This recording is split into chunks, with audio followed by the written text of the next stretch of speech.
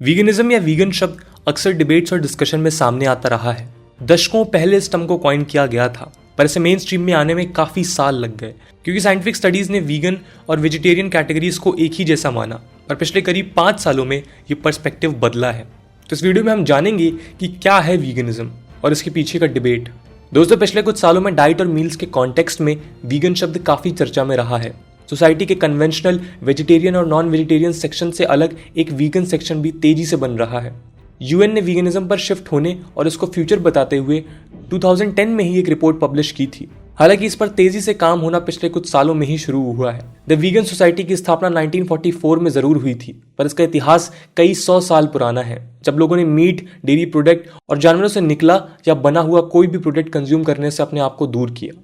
2000 साल पुराने कुछ एविडेंस हैं जो लोगों के एनिमल प्रोडक्ट्स को ना कंज्यूम करने के डिसीजन को दर्शाते हैं। इंडस वैली हो, बेबीलोनियन हो या ऐतिहासिक इजिप्शियन सिविलाइजेशंस, सभी में वेजिटेरियनिज्म या शाकाहारी ट्रेडिशंस मिलते हैं। पर पिछले कुछ सालों में वेजिटेरियनिज्म का भी एक्सट्रीम कॉन्सेप्ट लोगों ने मानना शुरू किया है। अक्रॉस द वर्ल्ड तो लोगों ने एनिमल प्रोडक्ट्स को छोड़ना शुरू किया ही है। भारत में भी वीगनिज्म की तरफ लोगों का रुझान देखने को मिला है। भारत दुनिया में डेयरी प्रोडक्ट्स के मामले में बड़ा एक्सपोर्टर है, पर वीगनिज्म की ओर रुझान बढ़ने से इंडियन मीट और डेयरी प्रोडक्ट्स इंडस्ट्रीज पर गहरा असर पड़ने की संभावनाएं बढ़ रही हैं। जो लोग वीगनिज्म अपनाते हैं उनके 3 मुख्य कारण होते हैं: जानवरों के प्रति क्रुएल्टी, इन्वायरमेंटल इम्पैक्ट और वीगनिज्म का हेल्थ पर वेजिटेरियनिज्म और नॉन वेजिटेरियनिज्म की तुलना में अच्छा इम्पैक्ट। हालांकि कई साइंटिस्ट मानते हैं कि बहुत कुछ ऐसा भी है जो हम वीगनिज्म और इस तरह की डाइट्स के बारे में अभी नहीं जानते हैं। दोस्तों, मैं हूं आदर्श गुप्ता और स्वागत है आपका स्टडी आईक्यू में। अगर आप इस लेक्चर से रिलेटेड पीडीएफ या इंपॉर्टेंट डॉक्यूमेंट चाहते हैं तो आप मेरा टेलीग्राम चैनल ज्वाइन कर सकते हैं। Here is the link and you can also follow me on Instagram for regular updates.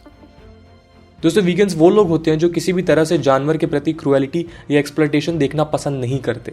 इसी रीजन से वो एनिमल प्रोडक्ट्स को पूरी तरह से अवॉइड और बॉयकॉट करते हैं।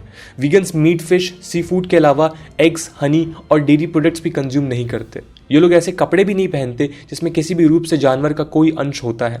लोग वीगन इसलिए भी बनते हैं क्योंकि उनका मानना है कि एनिमल्स को अदर बीइंग्स के जैसे लाइफ और फ्रीडम का हक है। उनके हिसाब से मीट और अदर एनिमल प्रोडक्ट्स का प्रोडक्शन एनवायरनमेंट के लिए भी सही नहीं है।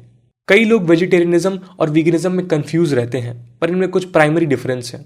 इसमें मेन डिफरेंस ये है कि वेजिटेरियंस मीट और फिश नहीं खाते, पर वो एग्स, हनी और डेयरी प्रोडक्ट्स कंज्यूम करते हैं। वेजिटेरियन जानवरों से निकलने वाले अन्य प्रोडक्ट भी इस्तेमाल करते हैं, लेकिन वीगन्स किसी भी एनिमल प्रोडक्ट को ना तो कंज्यूम करते हैं और ना ही इस्तेमाल करते हैं। वीगन तर्क देते हैं कि इस तरह से किसी भी प्रोडक्शन में जानवरों को सफर करना पड़ता है जो इन्वायरमेंट के लिए हजार्डस है।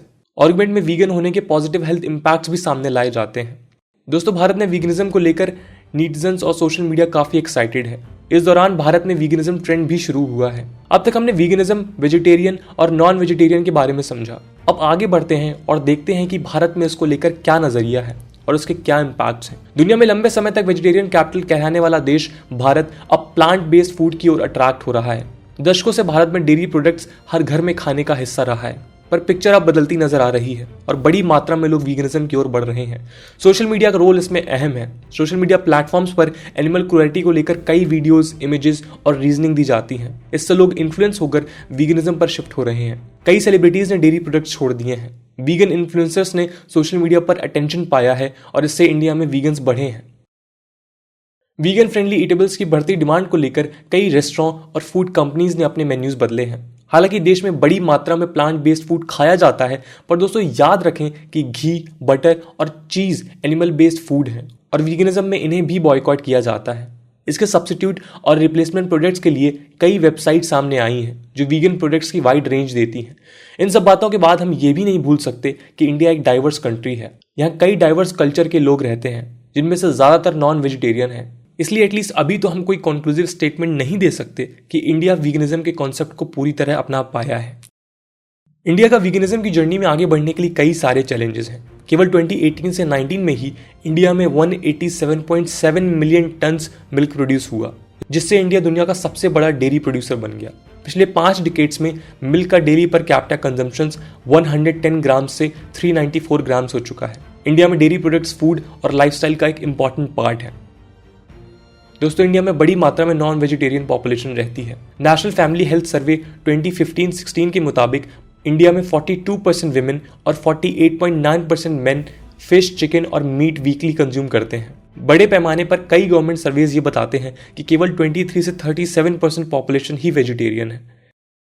दोस्तों, क्योंकि वीगनिज्म एक नया और उभरता हुआ ट्रेंड है, इसके बारे में कॉन्क्लूसिव डेटा सेट्स और सर्वेज उपलब्ध नहीं है। अगर हम वेजिटेरियन फूड की बात करें तो इंडिया में वेजिटेरियन फूड हैबिट्स वाले लोगों में कुछ जगहों पर मैल न्यूट्रिशन देखा गया है। Indian journal for endocrinology and metabolism में पब्लिश एक रिसर्च के मुताबिक इंडिया में वेजिटेरियन पॉपुलेशन में विटामिन B12 की डेफिशिएंसी होने की ज्यादा संभावना है। ऐसा इसलिए है क्योंकि B12 नॉन वेजिटेरियन सोर्स से आता है। IJEM की स्टडी ने हरियाणा के 3 शहरों में जनरल पॉपुलेशन में B12 की डेफिशिएंसी पाई है। मैक्रो Springmann, senior research of environmental sustainability and public health at the University of Oxford के मुताबिक वीगन डाइट अब तक की सबसे हेल्दी डाइट हो सकती है। हालांकि वीगन्स में अब तक मौजूद स्टडीज के अनुसार B12 की डेफिशिएंसी बार बार सामने आई है, पर यह अदर क्राइटेरिया पर खरी उतरती है। वीगनिज्म अपनाने से मैल न्यूट्रिशन को लेकर कुछ पोटेंशियल रिस्क हैं, क्योंकि कई न्यूट्रिएंट्स एनिमल बेस्ड प्रोडक्ट से ही पाए जाते हैं। इंडिया में मैल न्यूट्रिशन और स्टंट ग्रोथ की समस्या हमेशा से रही है, लेकिन इसके कई और अन्य कारण हैं, जैसे कि ओपन डेफिकेशंस और गर्ल्स और विमेन में डिस्क्रिमिनेशन, पुअर मैटरनल न्यूट्रिशन आदि। इसलिए केवल वीगनिज्म को मैल न्यूट्रिशन से जोड़ना सही नहीं होगा। वीगनिज्म का इंडिया पर प्रभाव और उसको लेकर इंडिया में हुए सर्वे अभी कोई भी कंक्लूसिव लाइन नहीं खींचते हैं। अब हम बात करेंगे वीगनिज्म के कुछ फायदों के बारे में। तो वीगनिज्म कार्डियोवैस्कुलर डिजीज को रिड्यूस करता है। कुछ रिसर्चर्स का कंक्लूजन है कि एनिमल प्रोडक्ट्स का कम कंजम्पशन और प्लांट बेस्ड फूड का ज्यादा कंज्यूम करना हेल्थ पर अच्छा असर डालता है।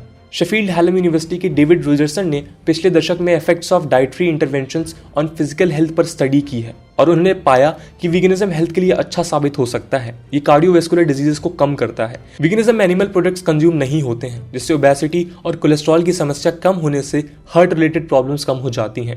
रोजरसन के अकॉर्डिंग ये शायद इसलिए होता है क्योंकि प्लांट बेस्ड फूड्स में एंटीऑक्सीडेंट, फाइटोन्यूट्रिएंट्स और नाइट्रेट्स होते हैं, जबकि एनिमल प्रोडक्ट्स में प्रो इन्फ्लेमेटरी फैट्स होते हैं। इसके अलावा कार्बन एमिशंस और क्लाइमेट चेंज हमारे लिए सबसे बड़ी समस्या है। दुनिया भर में लीडर्स और एनवायरमेंटल एक्टिविस्ट बार बार एनवायरमेंटल कैंपेन करते हैं और सभी का ध्यान इन चेंजेस की तरफ खींचते हैं। ये असर इंडिया में भी तेजी से देखने को मिलता है। इंडिया चाइना और USA के बाद दुनिया का तीसरा सबसे बड़ा कार्बन पॉल्यूशन करने वाला देश है। जाहिर है कि इंडिया पर भी बदलती बारिश, ड्रॉट, ग्लेशियर्स का पिघलना और ग्लोबल वार्मिंग का असर होगा। इसके पीछे एक सॉल्यूशन यूनाइटेड नेशंस ने 2010 में ही माना था। यूनाइटेड नेशंस एनवायरमेंट प्रोग्राम की international panel of sustainable resources management की एक रिपोर्ट में वीगन डाइट पर शिफ्ट होने का जिक्र है। इस रिपोर्ट के अनुसार दुनिया भर में लोगों को हंगर, फ्यूल, पॉवर्टी और क्लाइमेट चेंज के खराब असरों से बचने के लिए वीगन डाइट पर शिफ्ट होने की जरूरत है। रिपोर्ट में बताया गया कि 2050 तक दुनिया की पॉपुलेशन 9.1 बिलियन होगी और इस तरह मीट और dairy products based food unsustainable है। इसके अलावा दोस्तों, ऑक्सफोर्ड यूनिवर्सिटी की एक स्टडी के मुताबिक वो लोग जो मीट ईटर्स हैं, वेजिटेरियंस के कंपैरिजन में dietary green house gas emission 2 times ज्यादा करते हैं, जबकि वीगन्स के कंपैरिजन में 2.5 टाइम्स ज्यादा। स्टडी के अनुसार जो लोग 100 ग्राम से ज्यादा मीट रोजाना खाते हैं वो 7.2 kilogram carbon dioxide equivalent environment में कंट्रीब्यूट करते हैं। वहीं वेजिटेरियंस और वीगन्स रिस्पेक्टिवली 3.8 kg और 2.9 kg CO2 कंट्रीब्यूट करते हैं। स्टडी के मुताबिक मीट ईटर्स का डाइटरी एमिशन वीगन के कंपैरिजन में करीब 100% ज्यादा है। पर दोस्तों, बात यहीं एंड नहीं होती। वीगनिज्म के प्रोस के साथ साथ कुछ कॉन्स हैं।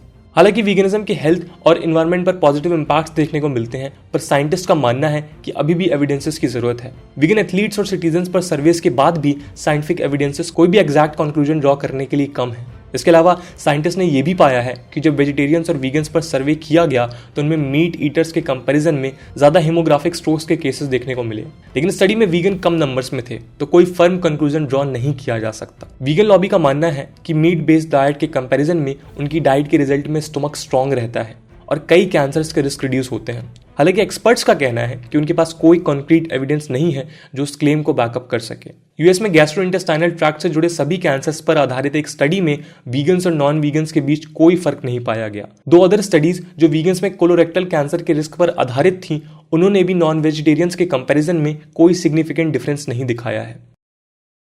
दोस्तों, जनरल पॉपुलेशन में वीगनिज्म को लेकर एक बड़ा सवाल यह है कि क्या ये लोग लंबे समय तक अच्छी डाइट प्लान कर सकेंगे। यदि न्यूट्रिएंट्स और विटामिन सही मात्रा में मैनेज नहीं किए गए तो डेफिशिएंसीज डेवलप होने का खतरा हो सकता है। वीगन्स को लेकर यूएस और कनाडा में लंबे समय तक 2 स्टडीज हुई हैं, एक सेवेंथ डे एडवेंटिस्ट और दूसरी एपिक ऑक्सफोर्ड स्टडी। इन दोनों ने करीब 50,000 वीगन, मीट ईटर्स और वेजिटेरियंस की हेल्थ को ट्रैक किया। एपिक ऑक्सफोर्ड स्टडी में इन्वॉल्व साइंटिस्ट ने पाया कि जबकि कैल्शियम रिच वेजिटेबल्स खाने से बोन्स प्रोटेक्ट की जा सकती हैं, रियलिटी में वीगन्स अपने कैल्शियम डिमांड्स मीट नहीं कर रहे हैं। इसके रिजल्ट्स में वीगन्स के अंदर वेजिटेरियन और मीट ईटर्स की तुलना में फ्रैक्चर्स का रिस्क 30% तक बढ़ता है।